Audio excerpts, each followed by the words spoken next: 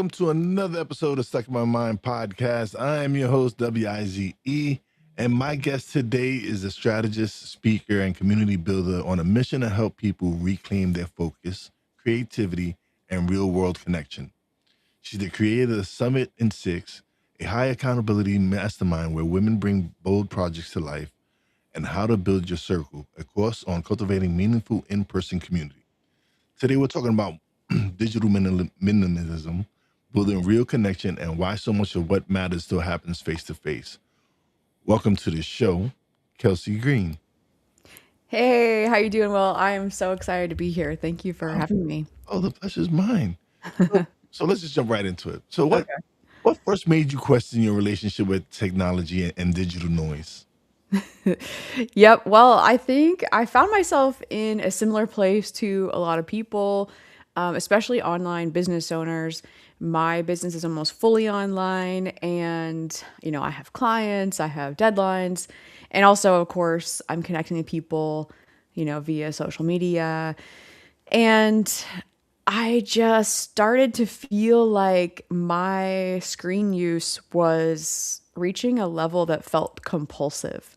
And it started to, I started to kind of have that hollow feeling where you're reaching for your phone just over and over and over again and scrolling. And sometimes I'm doing business stuff. Obviously you create content, I create content. Okay, you're posting content, but a lot of times I'm just kind of messing around. And it wasn't really high quality engagement.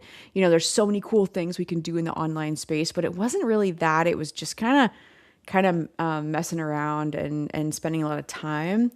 And I started to notice everyone around me doing the same thing, right? And I can't blame them because I'm in that space too. But when I really started to question my use and try to be more present, I realized that we have all come into a space where it is totally normal, totally acceptable to be paying more attention to our phones, than to the people around us. And I've really been on a journey to address this.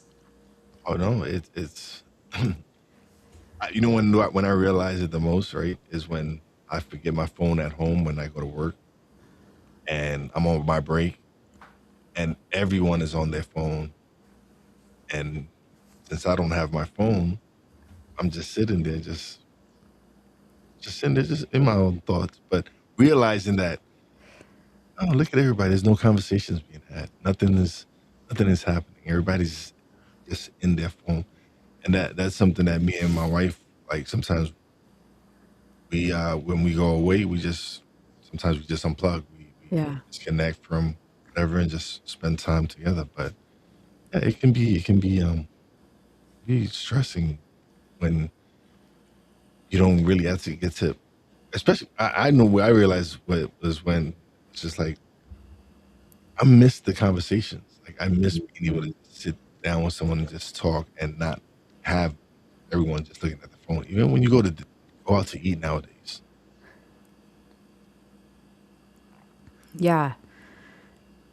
Yeah, and I think one of the things I'm missing is being fully present with people right in front of you, but also just those little conversations that we used to have in line, at the grocery store or just chatting with people. I'm in my early 40s, so I remember a time before, of course, smartphones existed, and the world honestly felt like a really different place. I'm And I'm, I'm in my late 40s, so yes, I'm, yeah, I'm from yeah, that world. So I've experienced like we're at the beginning of all this, right? yeah. And but we're also the last generation of really be outside. Like we were the ones really playing in the parks and doing all these different things and actually engaging with other people. Right, right. And, a key point that I want to bring forward is that if if people were ultimately happier, healthier, relationships were better, we felt more fulfilled, I'd chalk it up to like, okay, well, maybe we're getting old and the world looks different, but everything's getting better, so that's great. Whatever. I'm fine being left behind. But the research is showing that people are really struggling. with their mental health, with their sense of connection and fulfillment, with their relationships, and especially young people, of course, we're seeing.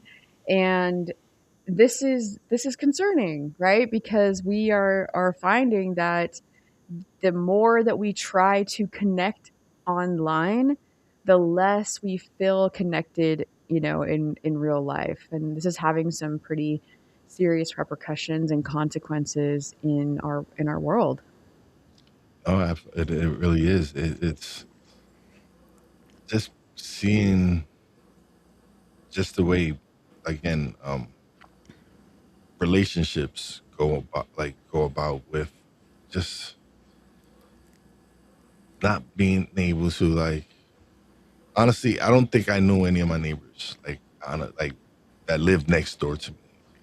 That's how much we don't go outside anymore. Is there's no, or if I go out and walk, but to interact like when we were growing up, we all knew our neighbors. Like I knew all Hmm. my neighbors, and now it's just some like I'll say hi when I see my neighbor, but I don't know them like to. We've never hung out and had a beer or just even a conversation. Yeah, right. So when what was there? I'm sorry. Was there a personal moment where you felt scattered, stalled, and or disconnected from yourself because of all this?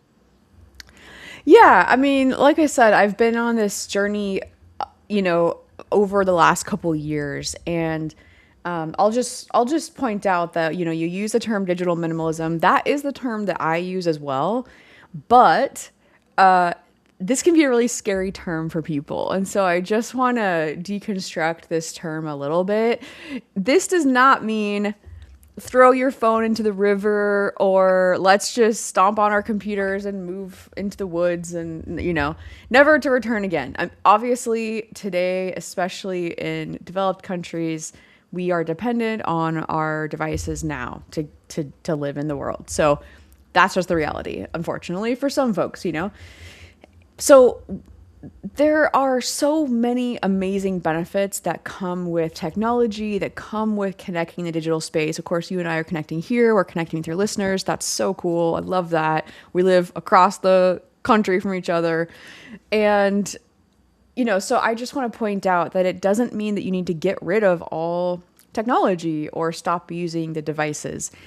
Digital minimalism is an ethos that looks at how can you leverage and optimize the digital tools that you are using, but use them with, serious intention and only pulling in the best parts and leaving everything else behind, right? And so I just want to kind of point that out because to your question about feeling scattered and disconnected with yourself, this is one of the main things that happens when we are really kind of relinquishing all control to our devices and not managing it at all. It actually functions the same way as other addictive things in our lives, like, drugs and alcohol and whatever, because it's really feeding on these dopamine mechanisms in our brain. So, of course, you've probably heard, your listeners have probably heard, they create social media, say, to operate similar to a slot machine, in that you're refreshing the scroll and there's these little all Mhm. these little things that are happening really are meant to interact with our brains like slot machines, which of course are meant to be super duper duper addictive, right? So it just something to just note is that it can feel tough to start to distance yourself, and that's a really great indicator that you need to, right? If it were tough to stop taking shots of vodka when you first wake up, that'd be a great indicator, like this is probably something to take a look at in my life. Yeah, no, absolutely. Yeah, that's something.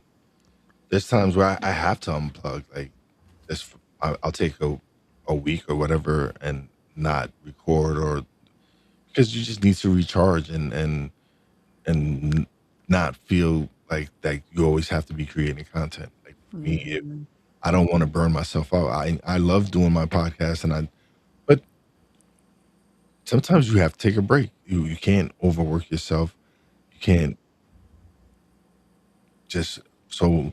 When I first started, right, it took me a few hours to prepare for an episode, and of course now with AI and technology, and of course with time, me improving on building a show, it's I've cut that time down dramatically. Where now I don't really have to spend so much time preparing for the show, Mm-hmm. and it helps in me not having to be behind the screen so much. Like, Totally. one of the reasons I go live is because I don't want to. Honestly, I don't want to edit. I don't. Yeah. I Yeah. don't want to edit the episode. I don't want to spend time editing the episode. If I go live, whatever happens, happens. It's just part Yeah. of what it is, and I enjoy it more. I enjoy it Mhm. more that sometimes when we have interaction where we have people come and they leave comments. I really enjoy those moments. It's just like Mhm. so cool to be able to see people interact, or just knowing that, or eventually if they catch it later or whatever, they just it's just being able to just getting back some time, not just focusing on creating content all the time. Yeah, and I appreciate the approach that you're taking of going live or podcast producers that, record and it goes up the next day and they're not curating it. I think that humans really like to hear an actual conversation, Yeah, the flow of that. And I appreciate that. And also, we could spend years, trying to perfect things that we put out into the world. And sometimes it's like, well, this is us. Here we are. Put it out, move on, have more conversations, go outside, get out from behind the screen, like you said. So I appreciate that. so something you're big on is community, right? Yeah. And Yeah. I'm someone that I'm very I love networking. I love being Hmm. able to go connect with other people. I just went to Podfest in Orlando, and I Nice. love going to those events because, again, it gives me a chance to unplug and actually interact with people. And if Yeah. I do record something, it's person to person, so it's so cool. Like, being able to Hmm. actually meet someone in person and create content that way, or just conversations, like just having a face to face conversation. So I love going to Podfest for that reason, to Yeah. actually really interact with people that know the struggles or know the highs and lows of what I'm going through being an independent podcaster, because I connect with so many other independent podcasters. So networking for me has been very important. Hmm. So how was it how is it how is it that you feel that it's very important on your for you as well? Like, what are you doing that? Yeah. Well, it's interesting because I talk about two different things. I talk about in-person community and I talk about digital minimalism. And I truly used to think these were two separate things. And there's always this like niche drama with online content creators like and so I was always like, well, I don't know, there's these two things I feel really passionate about. They're so different. And over the last few years, it has it has come to be the case that these things are actually really intertwined and very much interconnected. And so I talk about both these things still. They're both interesting as separate topics, but I think that they really do coalesce into a very interesting conversation. And that is that, as I mentioned, the more we connect online, then the less able we are, to connect in person. And this can be pragmatic. So it becomes just more challenging to actually sit in front of somebody for some people. Some of us are like, oh, this is so refreshing because we evolved as a species to really be tracking these micro movements with people's faces and their body language. We're so good at reading this. and interacting in person. And that's one of the reasons it's a little tougher online, right? Because you can't quite see all the things that are happening. Yeah. Obviously, if you're just in someone's DMs, you're just commenting on things online, you can't see it at all, which I think has led to us being how we are sometimes online, which we would never ever be like that in person, right? Yeah. So it's interesting because the in-person community structure, I think, of our society is really starting to crumble. And this is a skill that I think we just need to build like any other skill. And you mentioned neighbors. And it's funny because, you talked also about networking, and I also love networking. I love people, I love events. And so I also like love going to a conference and meeting so many people, and that's awesome. And there's reasons to do that for business, for collaboration, for partnerships, obviously.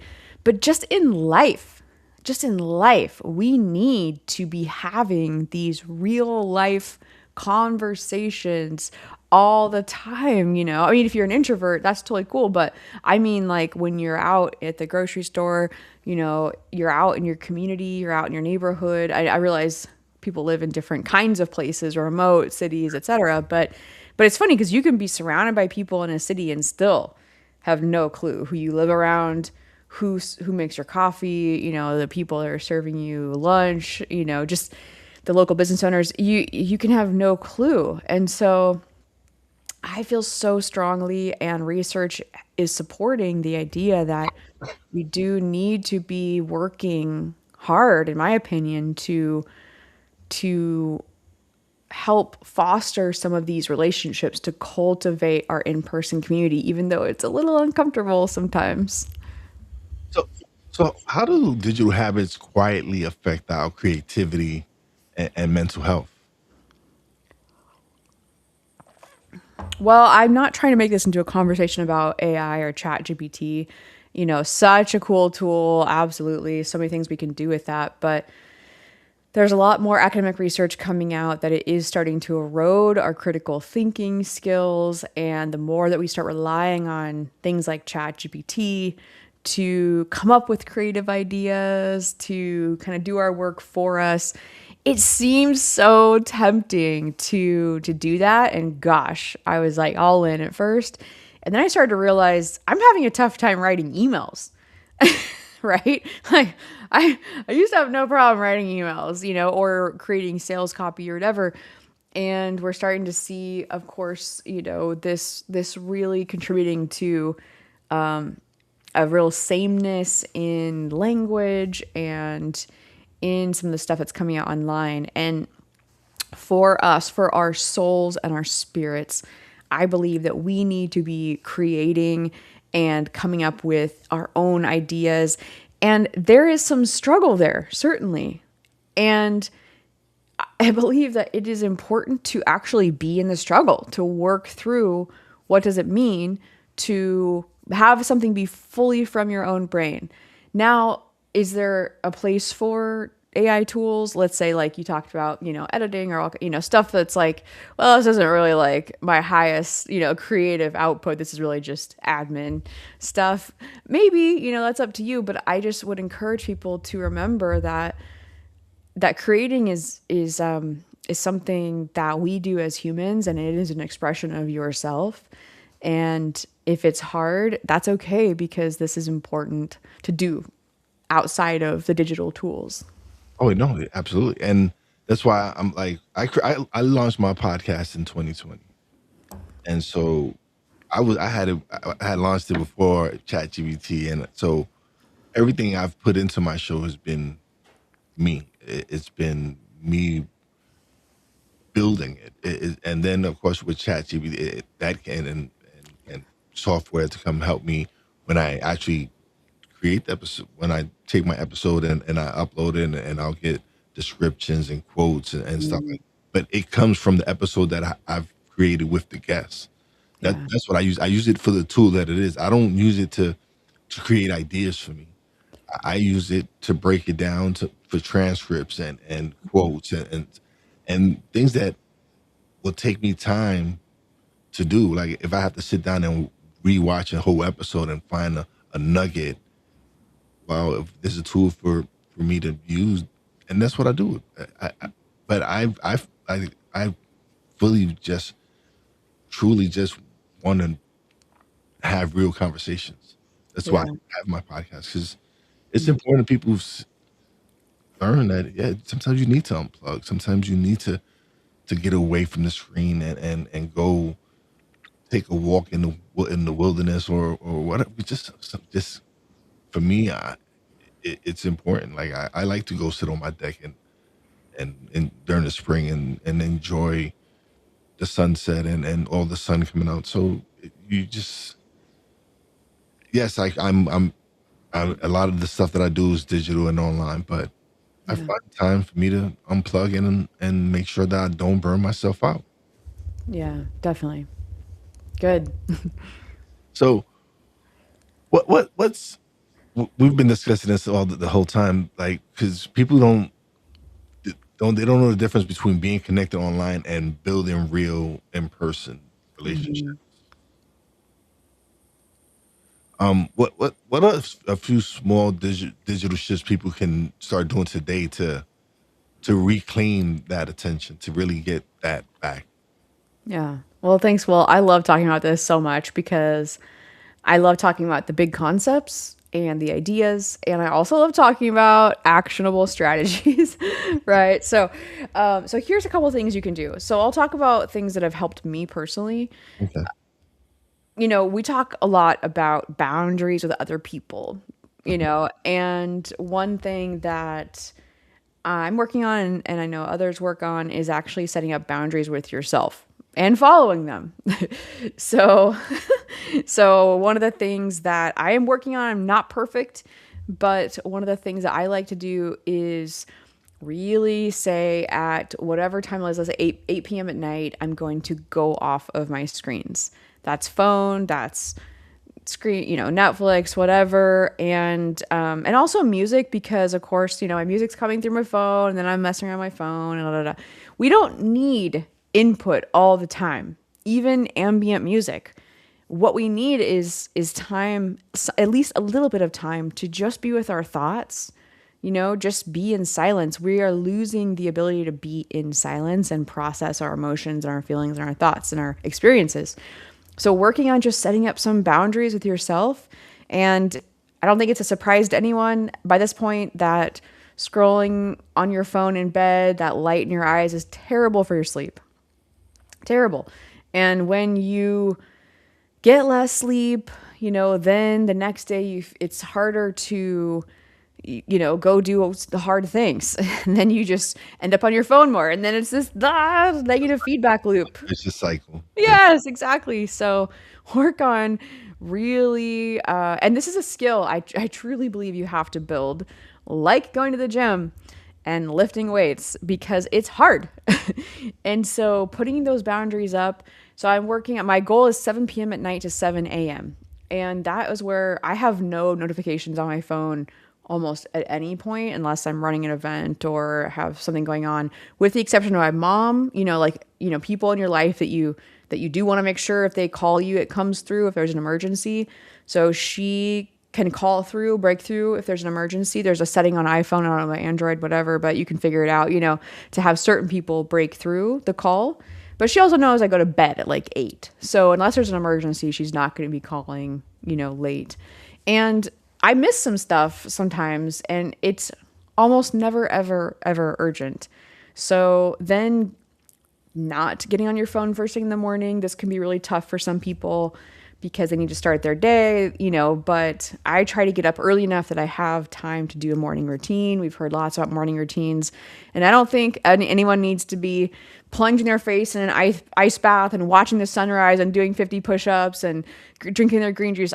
But if you're going to do one thing in the morning, I encourage you to wait to get on your phone for as long as you can, and you can start by just a few minutes. You can say, I'm just not going to get on my phone till I've at least gone to the bathroom or something, right?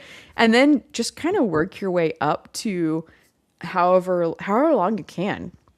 So Try to gamify it if you need to, whatever. But we know people take the photos to the bathroom. Yeah, yeah, I know. And so I've tried to have like actual books, in my bathroom again, right? Like old school style, just like Maze or something.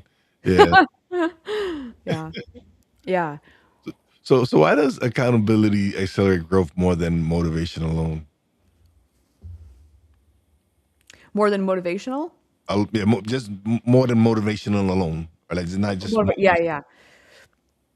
Well, the, the accountability is an interesting word, right? Because you can be accountable to someone else, but what we're really striving for is accountability to yourself. And and so let's say if you live alone or if your partner doesn't give a shit how much you're on your phone or not, then it's more challenging to set up those boundaries for yourself and for lots of things, right? If you're trying to eat better or be outside more, whatever it is.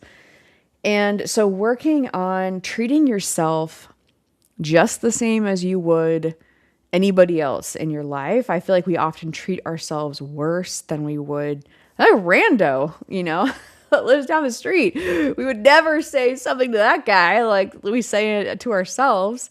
Mhm. And so really thinking about shifting the narrative to how can I follow through with what I said I'm going to do or not do today, right? Because you matter.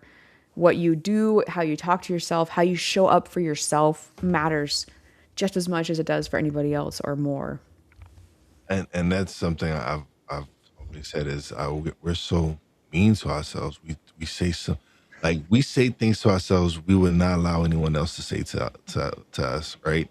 Yeah. And for us to say it to ourselves is just is unacceptable.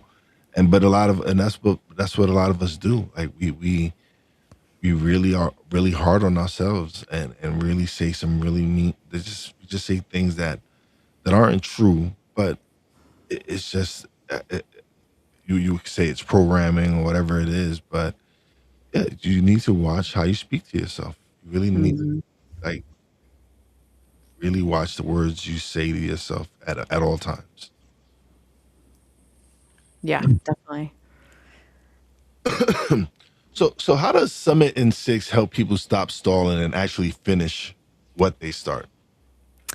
Yep. I have a program called Summit in Six, and this is replicable across different models. So it's something that can work, I think, in lots of different scenarios. But basically, it's about community. So I have a program that it's mostly for women, and we come together over 6 months, and basically we are accountable to ourselves and to the group to finish what we say we're going to do. So for example, a lot of people are finishing a book.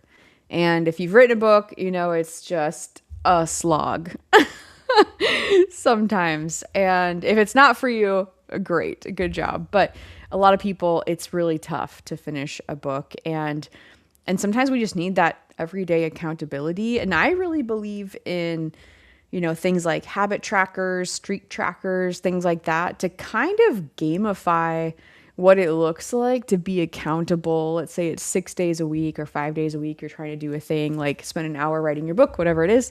So we work on this together. And it's funny because sometimes 6 months can seem like so long to people. Oh my gosh, we're doing this for 6 months. But truthfully, I don't know about you, but I feel like 6 months can go by, a year can go by sometimes, like before you realize it. We're already at the end of January. Like Yeah. it's like oh man, I felt like last year was in 2025. Like it's just like we're already into month month two in 2026. Like yeah, 6 months go by in no time. Like you don't even realize like where did the year go? Yeah. Yeah. And I believe that you can fully change your life in a quarter. I like the quarter system, and I know it can feel restrictive to some people that are a little more like, woo, want to connect to whatever else seasonal stuff. That's cool, whatever. But just some kind of marker in time. And so I think quarters are a really cool marker. 3 months, you can change your life in 3 months. And if you can change your life in 3 months, you sure can change your life in 6 months, right? And so for these kinds of programs, it's coming out the other side of 6 months and being honestly a really different person. Because let's say you come out with a book, cool. That's, a book is really neat. Whether you're self publishing or having it published or just for yourself, whatever, it doesn't matter. But it's, how did you transform over time in order to finish that thing? And definitely about the journey and who you are as you emerge from that after doing that for 6 months. You for me, it's been just these 6 years, like the growth and the different person I've become just in these 6 years of doing the podcast and having these conversations and actually learning so much. And for me, it's been there was a point I talk about this all the time and I laugh because now I laugh about it because at one point I felt very selfish, right? Because I was enjoying my podcast so much. Like the conversations to me were just like I was just enjoying it. And one of my guests pointed out was, okay, yeah, there's nothing wrong with me enjoying wanting to get better and grow and develop. And they're like, but at the same time, you also created a platform where people can see this, where people can see these conversations and learn themselves. And when they said that, I was like, yeah, this is true. Like it really, because it really resonated. I was like, it made sense. It was like, yeah, I am learning it. And then that's when I started receiving messages from people telling me, hey, this episode impacted me or this episode. So when you start receiving those messages, you're like, okay, I'm on the right path. I'm supposed to be doing this. This is what, because at first, to even start my podcast, it was a struggle because I was s- bad self talk. It was, who wants to listen to me? I sound horrible. I don't know what the hell I'm talking about. I don't know anything. I'm not a celebrity. I'm not this. I'm not. It was so much negative self talk that one day I just like, yeah, you know what? No, record, Yeah, nice. upload. That was it. That started everything. That launched me really falling in love with podcasting and discovering that I do have a voice. I do have something to offer, and it's just been growing since. And had I not finally decided to stop stop doubting myself and stop telling myself I couldn't do it, I wouldn't be here right now having this conversation with you. Yeah. Yep. Yeah. I think we're all on our own journey to put our work out into the world, especially for people who have a personal brand and do work like this. Ooh, it can be so vulnerable. But, I think it's just that's part of the work, right? Is to just get over it. And I like to think about, especially with this digital minimalism work and the community building, I also get these messages that it's helping people that they have been feeling really terrible in their lives. And there's other reasons, but a lot of people have found themselves just really unhappy with the way that they feel out of control with their digital use. Mm. And so it's been really gratifying to hear people say this has been so helpful just to have the conversation. Like maybe they only make tiny changes or maybe no changes, but at least someone's talking about it and giving them a little bit of insight into why it might not be as fulfilling as has been promised or whatever it is. So, This one because last year a friend of mine, she went to a retreat in Washington State, and she came back and she told me about it and everything, and I was like, I really would love to put together a retreat here in the Poconos for podcasters where they could come and collaborate and build just a small group, probably 20, 30 podcasters come and collaborate and have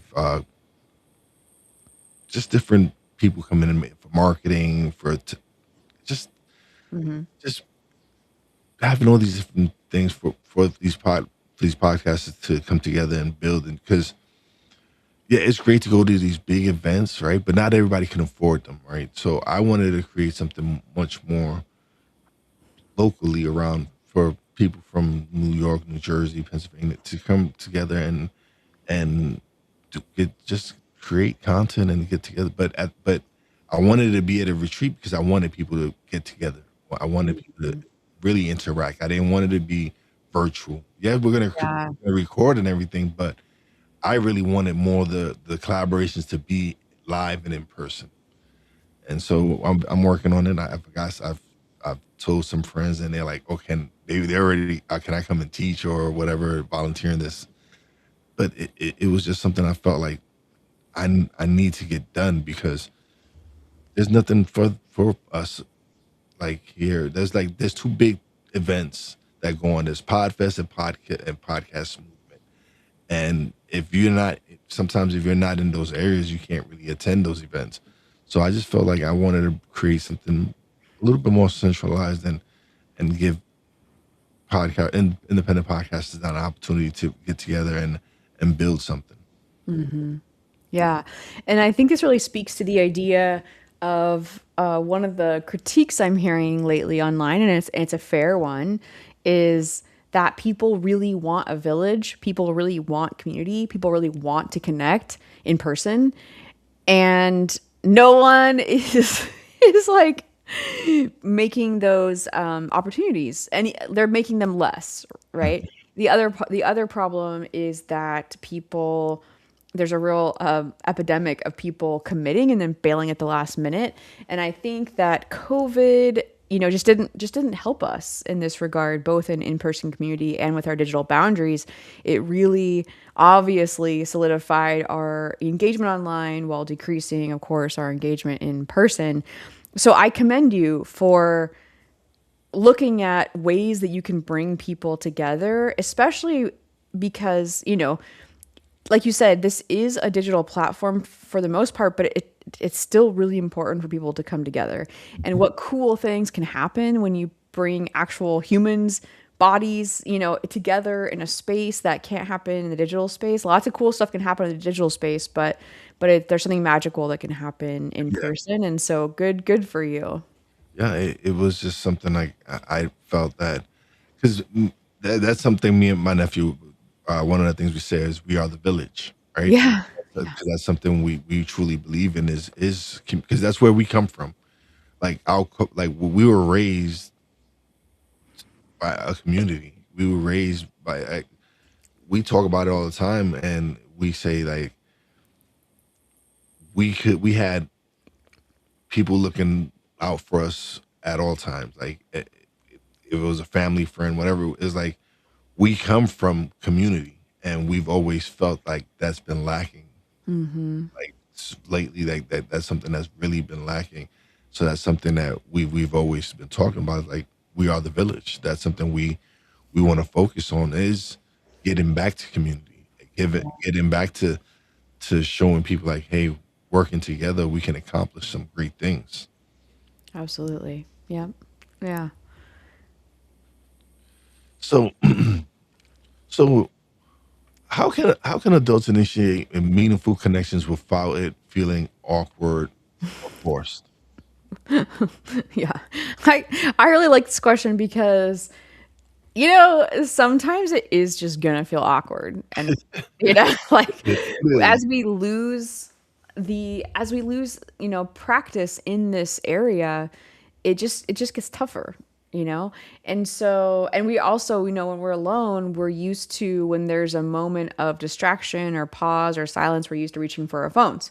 And so we obviously, ideally, don't want to be doing that with other people, but it means that we're less capable of sitting with that discomfort than we used to be.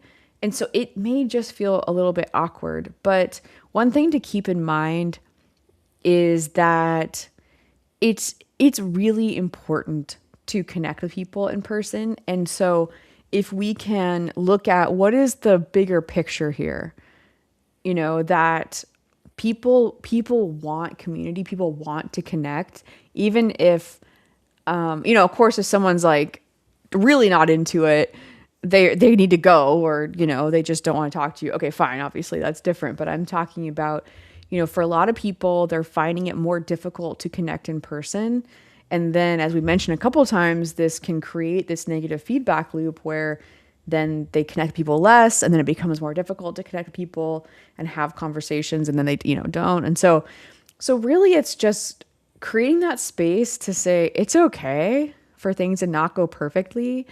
It's okay if we kind of need to work on that skill of rebuilding how to talk to each other. And one of the things I recommend wholeheartedly is literally getting practice in this by going to a store that has good customer service and literally just chatting up the salespeople, the employees, and not asking them super personal questions, but just like, hey, what's your favorite product? Why? Like, what's it like to work at this store or whatever, just kind of practicing this small talk. And oh my gosh, one thing I want to leave everybody with is a reminder that it can be really easy to talk about ourselves a lot. And this is very tempting because often you want people to like you. You want to be interesting. We all want to be liked and be interesting. But a reminder that to engage somebody, you really, really, I implore you, you really want to ask them questions about themselves. You want to create space for engagement to invite them in. And this is one of the really unfortunate things I think about social media is that we're always projecting outwards. We're consuming, okay, yes, of course, but then when we post, we're always talking out at people. And we have quickly lost the skill of being able to ask people questions, be interested in what they're talking about, not just waiting to speak, but really listening. And this sounds basic, but I'm telling you, this can change literally your life and your relationships when you are making sure to be asking people questions and being really interested in their lives. And I know, of course, for someone like you like do this all the time. You interview hundreds of people. So you're used to asking questions all day long, but for the normal person, it can be a little bit more challenging. Oh no, it took me time to get here. Like I wasn't. This wasn't my lane. Like I don't even know how I got into interviewing people, but it just happened that it felt right. Like when I first started, I was like solo episodes, and I was Mhm. talking about what was in my head and talking about what was going on at the time, and I just didn't enjoy the content because at the time it was the 2020 elections, Yeah. the George Floyd situation, COVID. I was furloughed from work, but I was out of work 4 out of the 12 months from the year, and so it was like it took me a few episodes to realize, like, all right, I need to switch it up. This isn't the content I want to focus on. Yeah. That's when I started interviewing people I know, and I started connecting with people on Facebook, and being a part of groups and everything, Hmm. and realizing that I like interviewing people. I like having these conversations. It's like I miss. I guess this is something I've missed because again, we come from a generation where we had conversations. We would speak to people. Our we would talk to our friends outside, and so it kind of still felt natural to me to be able to just have these conversations. And so I was like, I enjoy this part. This is what I Yeah. want to do. And so it became a interview based podcast, and Nice. I love it. So That's awesome. we've come to the part of the show where you get the spotlight, you get to plug away, let everybody know where they can find you, website, everything. And thank you because this has been a great conversation. I appreciate your time. But here you go. Cool. Well, thank you. I appreciate that. So again, my name is Kelsey L. Green. I work with individuals and I work with groups. I have a program called Summit in Six. This is mostly for women, creators, and entrepreneurs, where we as a cohort work through 6 months of reaching your personal summit. So that can be finishing a book, launching your business, whatever it is. We do it together. I also have a community where I talk about these ideas of how to get back out into the world in person. Making friends as an adult, that's tough, but also working to be a community builder. You can find me at kelseylgreen.com. Same handle on Instagram, Kelsey L Green, and you can find me on LinkedIn. All right. It will be in the description show notes. So look for definitely gotta reach out to her. But thank you so much, Kelsey, for being a guest. I really appreciate your time. But don't leave just yet. Let me just close out the show, and we'll talk a little bit off the air. But thank you so much. This has been great. I love your energy, and I love the, the the content you help bring, man. I appreciate it. Same, same. Thank you so much. Well, I appreciate the All right. opportunity. Thank you. All right, everybody. Another great episode is in the books. If this conversation resonated and you're ready to stop stalling on something that matters to you, check out Summit in Six, Kelsey's High Accountability Mastermind for women entrepreneurs and creators. You can explore the program and apply at kelseylgreen.com /summit and six. And if this episode made you rethink your relationship with screens, focus, or community, share it with someone in your circle that needs it. And you know how your boy Wise does it? Peace out.